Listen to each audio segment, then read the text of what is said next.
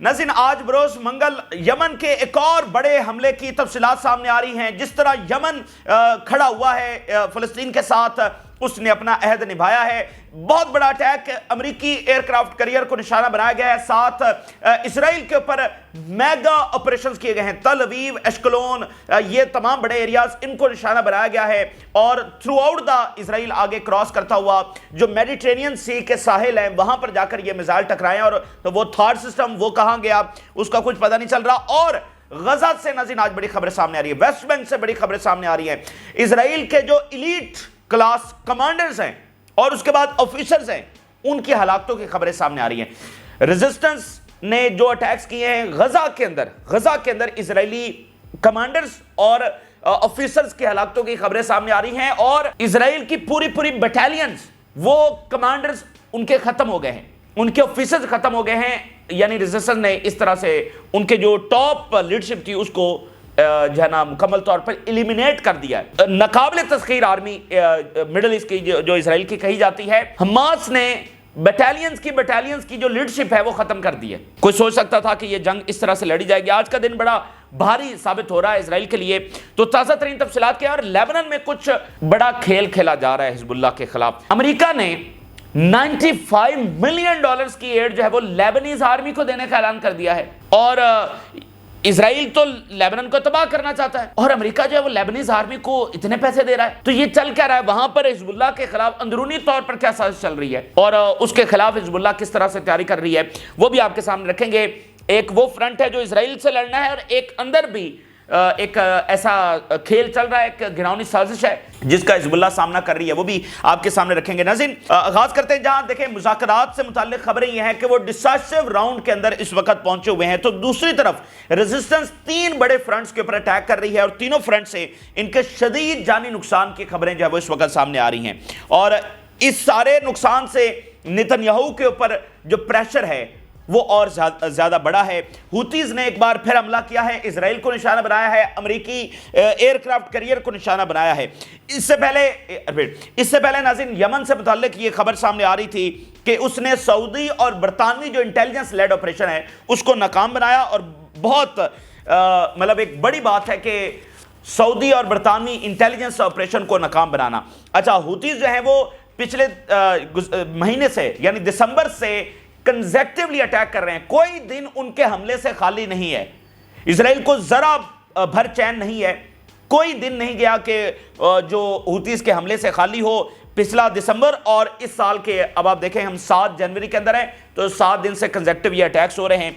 और नाज़रीन, हुतीज का जो हमला करना है वो इसलिए एक अजूबा है कि हुतीज को तबाह करने के लिए पिछले 14 महीनों से अमेरिका वहां पर बैठा हुआ है। और ना सिर्फ अमेरिका, आप याद करें, वो जर्मनी, वो फ्रांस, वो जो क्या बरतानिया, वो फलाना, सारे आए थे। आप देखें कि सारे का सारा नेटो आ गया था। नेटो यही तो है, और कौन है? तो सारा नेटो आ गया था यमन के ऊपर अटैक करने के लिए। उन्होंने अटैक किया भी सही, लेकिन उसके बाद क्या हुआ? चुपके करके एक निकल गए। वो किधर गए? जर्मन के बेड़े आए थे, फ्रांस के आए थे, बाकी वो किधर गए? वो चुपके से सारे जो है वो वहां से निकल लिए, क्योंकि एम्बेरसमेंट बहुत हुई। उन्होंने देख लिया कि भाई यमन से लड़ना इस वक्त जो है ना, इतना अटैक करके भी वो तो हार नहीं मान रहा, उसकी कैपेबिलिटीज तबाह नहीं हो पा रही हैं, तो वो चुपके से तमाम निकल लिए। तो इसलिए ये अजूबा है कि अमेरिका ने और उन्होंने पूरा जोर लगाया है, अंदरूनी बैरूनी तमाम जो उनके पास वेपन्स हैं वो उन्होंने इस्तेमाल किए हैं। अंदरूनी तौर पर डिस्टेबलाइज करना, जो भी मामलात हैं वो उन्होंने सारे करके देखे हैं। उसके बावजूद हुतीज का इधर अमेरिका पर अलग अटैक करना, इसराइल के ऊपर 2000 किलोमीटर दूर जाकर अटैक करना, ये गैर मामूली बात है। यमन नाज़रीन, जो हैरी ट्रूमैन इनका एयरक्राफ्ट कैरियर है, हैरी ट्रूमैन, ये अमेरिकी एक सदर हैं बड़े फेमस, हैरी ट्रूमैन, उनके नाम के ऊपर एयरक्राफ्ट कैरियर है, उसको निशाना बनाया है। और बहुत सारे अमेरिकी एयरक्राफ्ट कैरियर जो है वो अमेरिकी सदूर के नाम के ऊपर रखे गए हैं। 2 क्रूज मिसाइल और 4 ड्रोन्स फायर किए हैं। अगर इस वक्त दुनिया में कोई अमेरिकी एयरक्राफ्ट कैरियर के ऊपर अटैक कर दे, मिसाल चाइना कर दे, ईरान कर दे और रशिया कर दे या कोई भी, तो आलमी जंग का आगाज हो सकता है। ये अमेरिकी एयरक्राफ्ट कैरियर के ऊपर हमला करना कोई बच्चों का खेल नहीं है। 2 क्रूज मिसाइल फायर किए हैं, 4 ड्रोन्स फायर किए हैं। और जो इसराइल में वो बता रहे हैं कि 3 बड़े ऑपरेशन किए गए इसराइल के अंदर। तल अवीव में 2 ऑपरेशन किए हैं, यानी 2 टारगेट्स को हिट किया है, और एक टारगेट को एश्कलोन में हिट किया है विद ड्रोन्स। आज ड्रोन से इस्तेमाल हुए हैं اسرائیل میں تینوں اٹیکس کے اندر ڈرونز استعمال ہوئے ہیں، تل اویو میں بھی اور اشکلون کے اندر بھی۔ تو یہ اب دیکھیں، اگر ہم اشکلون کی بات کر رہے ہیں تو یا تل اویو کی بات کر رہے ہیں تو یہ سارا کراس کرتا ہوا اسرائیلی وہ آکوپائڈ ساری لینڈ کراس کرتا ہوا میڈیٹرینین سی کا جو ساحل ہے، جیسے انہوں نے حیفا میں اٹیک کیا تھا، وہ جو پاور پلانٹ ہے جو 19% بجلی دیتا ہے، آج بھی اسی لیول کا اٹیک ہے۔ یہ بڑا ان یوزول ہے۔ اور تھارڈ سسٹم کدھر ہے؟ وہ میزائلوں کو کیوں نہیں روک پا رہا؟ وہ کیا کر رہا ہے؟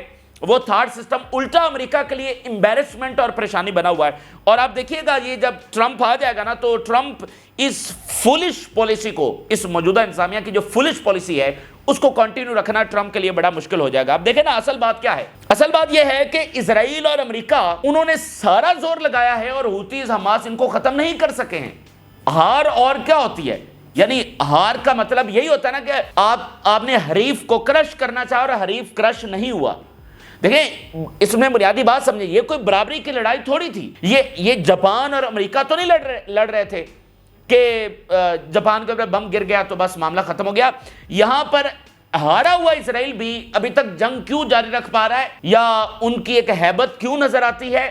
کیونکہ یہاں پر آلریڈی ایک برابری نہیں تھی، یہاں پر تو ایک چھوٹی سی تنظیمیں تھی، تو ان کے پاس دیکھیں جنگی طیارے ہیں، ریسورسز ہیں، اکانومیز ہیں، تو وہ اپنے گولز میں ٹوٹلی ان کو ڈیزاسٹر ہوا ہے، ٹوٹلی ڈیفیٹ ہوئی ہے۔ لیکن بہت کھل کر ان کی شکست کیوں نظر نہیں آتی؟ اس کی وجہ صرف بنیادی یہ ہے کہ ان کے پاس جنگی طیارے ہیں، ان کے پاس ریسورسز ہیں، اور وہ جاتے ہیں بم گراتے ہیں اور لگتا ہے کہ جیسے وہ ان کی ڈومیننس ہے، وہ کنٹرول میں ہے۔ تو ایسا کچھ بھی نہیں ہے، وہ ہار چکے ہیں۔ حماس کو کرش نہیں کر سکے، حوثیز کو نہیں روک سکے، حزب اللہ کو نہیں روک سکے، ریزسٹنس اپنی جگہ پر موجود ہے، ان کے ویپنز اپنی جگہ پر سیو ہیں۔ تو یہ بنیادی بات ہے، اور اسی لیے جتنی زیادہ انہوں نے پاور استعمال کرتے چلے گئے ہیں، اسی لیے اب اس کا جو بیک لیش آئے گا، جو اب آتا نظر بھی آ رہا ہے، جو امپیکٹ اس کے آپ دیکھ بھی رہے ہیں، وہ بہت بڑا ہوگا۔ اگر یہ شروع میں جنگ روک دیتے، بھانپ جاتے، جیسے 2006 کی حزب اللہ کی وار ہوئی تھی اور جو اسرائیلی پرائم منسٹر تھا اس نے فوج واپس بلا لی تھی 32-34 دنوں کے بعد، کیونکہ وہ بھانپ گیا تھا کہ اس میں ہمیں فتح نہیں ملنے والی۔ تو اگر جتنی انہوں نے جیسے اب لمبی جنگ کی ہے تو اس کا بیک لیش اور اس کا فال آؤٹ جو ہے وہ اتنا ہی بڑا آنے والا ہے۔ تو they are loss completely, disaster ہوا ہے امریکہ اور اسرائیل کو۔ اب وہ ادھر ادھر جو ہے بیسیکلی ٹکرے مارے ہیں۔ اب دیکھیں نا یہ جو ایئر کرافٹ کیریئر ہے یہ کوئی شغل کی بات ہے، یعنی یہ جو ایئر کرافٹ کیریئرز ہیں ناظرین، انہی کی بنیاد کے اوپر ان کا دنیا کے اوپر کنٹرول ہے، دنیا کے اوپر جو ان کی ہیجمنی ہے وہ کیا باتوں کی وجہ سے قائم ہے؟ اور بھائی یہ ایسے ہی ہتھیاروں کی وجہ سے ایئر کرافٹ کیریئرز، جدید جنگی طیارے، انہی کی وجہ سے ان کی جو ملٹریلی کنٹرول ہے وہ دنیا کے اوپر وہ حاصل کر رہے ہیں۔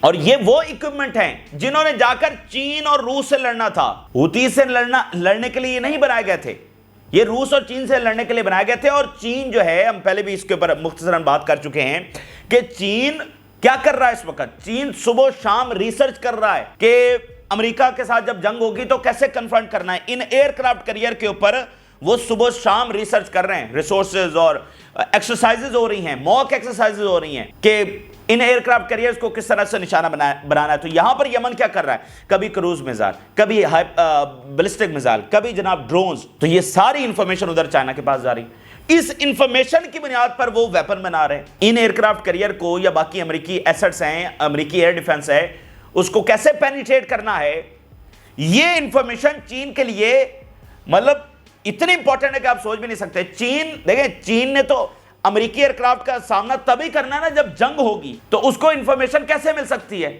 تو اس سے بہتر اور بات کیا ہوتی ہے؟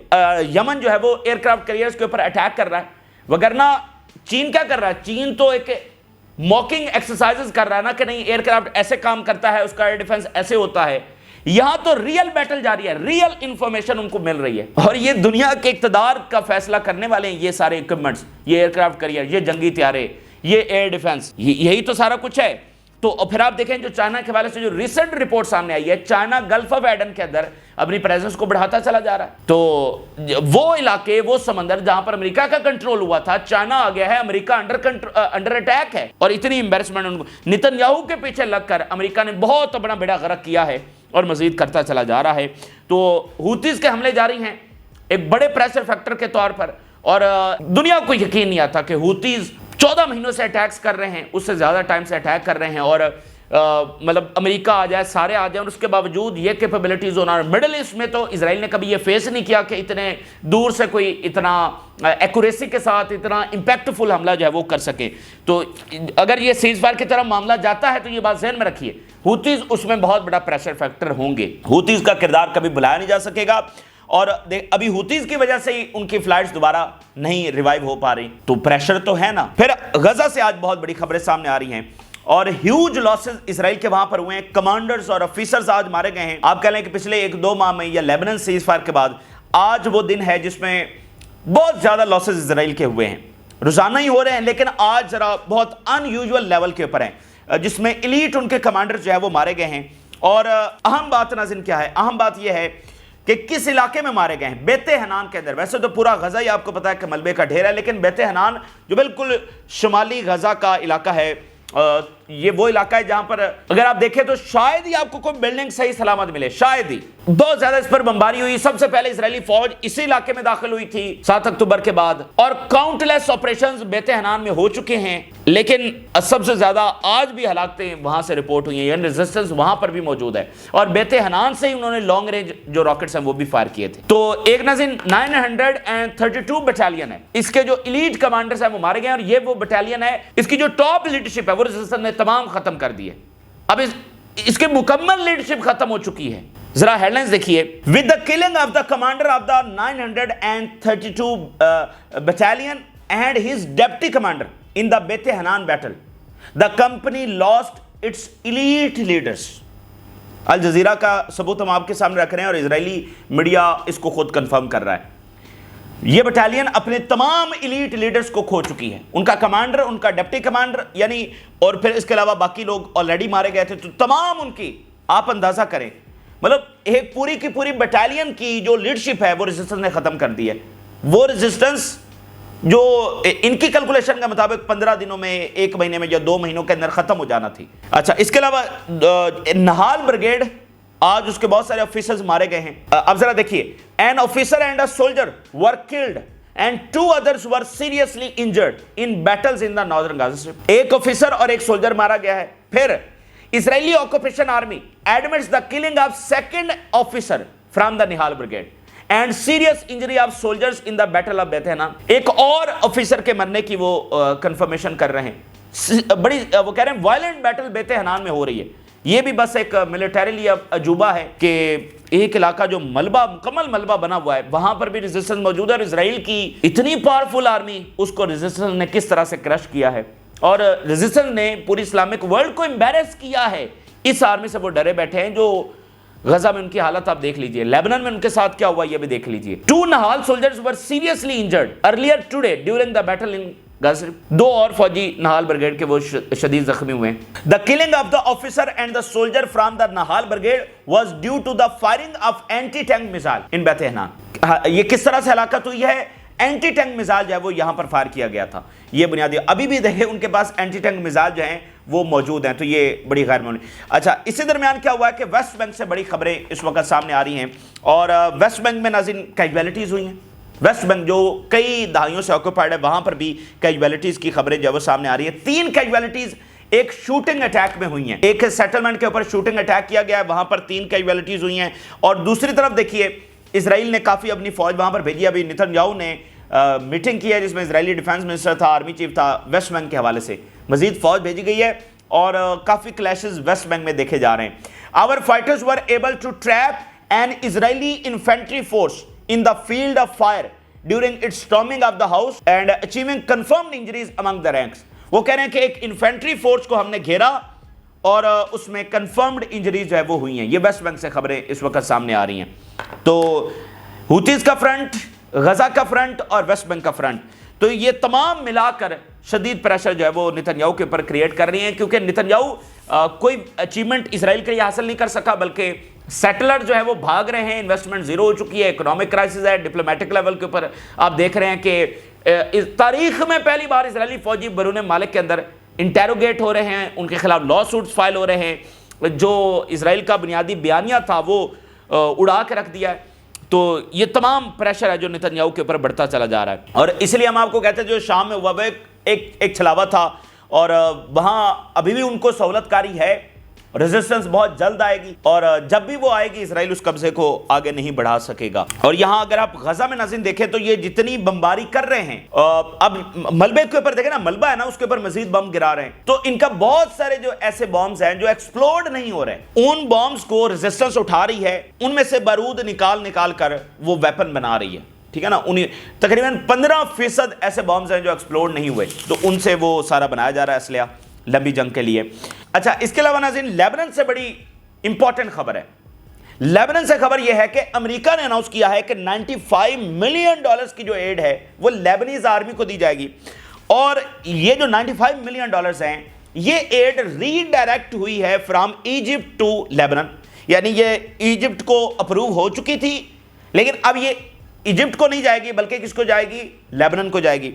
अब इसमें दो बड़े इंपॉर्टेंट और मैं इसको इंटरेस्टिंग कहूंगा सिनेरियो को समझने के लिए, दो इंटरेस्टिंग पहलू हैं कि इजिप्ट को दी हुई एड वो वापस क्यों ली गई, और लेबनान की आर्मी को एड क्यों दी जा रही है। भाई लेबनान को तो इजराइल की जंग है ना, तो लेबनीज आर्मी को अमेरिका एड क्यों दे रहा है, ये दो इंटरेस्टिंग पहलू हैं। अगर हम मिस्र की बात करें तो जरा खुद हेडलाइन देखिए जो अमेरिका ने बताया है, the add transfer came against the backdrop of human rights concerns related to Egypt.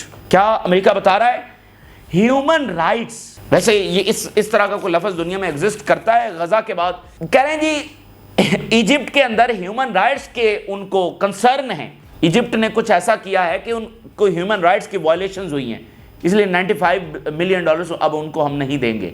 इसी इजिप्ट के बॉर्डर के ऊपर गजा भी है, लेकिन वो कह रहे हैं कि इजिप्ट में ह्यूमन राइट्स की वजह से हमने इनको एड जो है वो नहीं दी है। तो इसका क्या मतलब, इसका मतलब यह है कि इसका मतलब मिस्र ने कुछ इनकी बात नहीं मानी है, यानी ये बात तो अब दुनिया को समझ आ जानी चाहिए कि ये ह्यूमन राइट्स के नाम पर तो नहीं हुआ, ये एड ह्यूमन राइट्स की वजह से तो नहीं रोकी गई। तो इसका मतलब कुछ ना कुछ मिस्र ने इनके खिलाफ ही किया है, इनके एक्सपेक्टेशन या इनके ऑर्डर्स के खिलाफ किया है।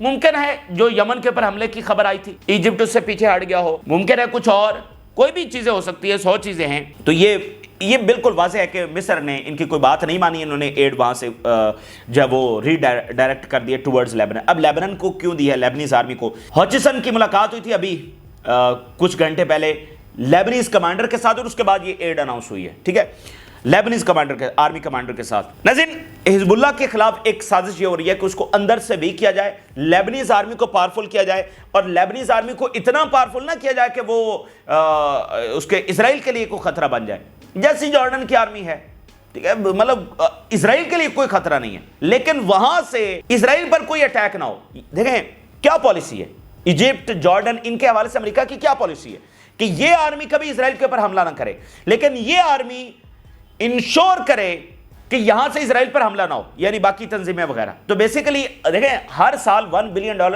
जॉर्डन और इजिप्ट को मिलते हैं, $1 बिलियन से भी ज्यादा। वो किस लिए मिलते हैं, वो इसलिए मिलते हैं, वो बेसिकली इसराइल की सिक्योरिटी के लिए मिलते हैं। तो अब लेबनान की आर्मी को भी वो इतना पावरफुल कर देना चाहते हैं कि वो हिजबुल्लाह की जगह ले ले, उसका कंट्रोल बढ़ जाए, लेकिन उसकी क्या मजाल हो कि कभी वो इसराइल के ऊपर वो किस तरह से हमला करे। फिर एक माइंड सेट भी होता है, माइंड सेट भी तो यही डेवलप करते हैं ना, माइंड सेट कौन डेवलप करता है, वो भी तो यही करते हैं, इन्हीं की ट्रेनिंग तो होती है। तो ये एक साथ फिर पॉलिटिकली हिजबुल्लाह को करने के लिए आपको पता है कि वो सदर वाला मामला जो है वो भी चल रहा है।